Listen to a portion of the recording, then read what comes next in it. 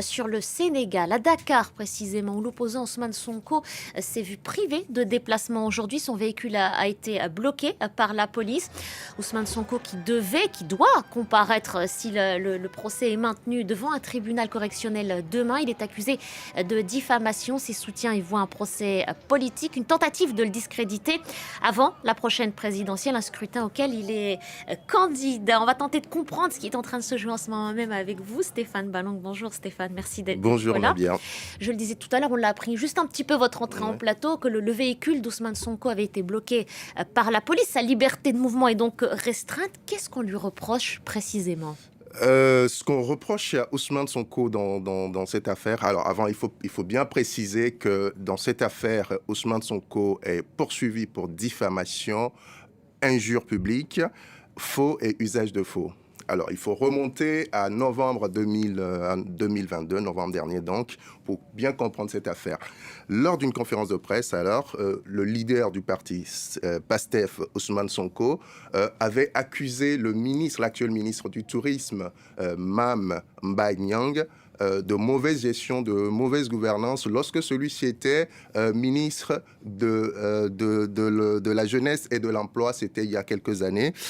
Pour étayer son propos, Ousmane Sonko a cité un rapport dont il attribuait la paternité à ce qu'on appelle au Sénégal l'inspection générale de l'État, qui est un organisme rattaché directement à la présidence. Selon Ousmane Sonko, ce document accusait M. Mame Mbaye Niang d'avoir détourné près de 30 milliards de francs CFA, c'est l'équivalent de 44 millions d'euros, dans le cadre d'un programme agricole. Aucun rapport ne m'a jamais épinglé. Il ne faut jamais dire les choses dont on n'a aucune preuve matérielle, avait alors répondu le ministre accusé, qui porte dans la foulée plainte pour diffamation. Effectivement, aucun rapport de l'IGE ne l'épinglait.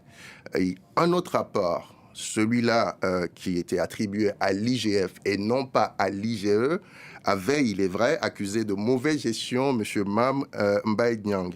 Mais l'authenticité de ce dernier rapport n'avait pas été prouvée. Le problème, la difficulté pour Ousmane Sonko, c'est que le code pénal au Sénégal punit sévèrement un citoyen, quel qu'il soit, lorsqu'il est question de diffamation contre un membre du gouvernement.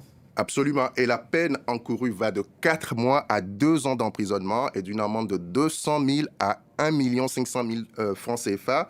Et ça peut être l'une ou l'autre des deux peines seulement.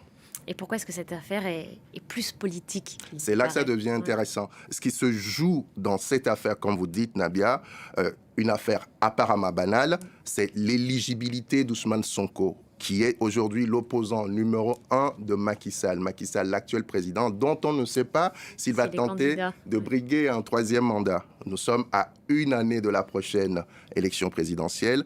Ousmane Sonko s'est déjà déclaré candidat.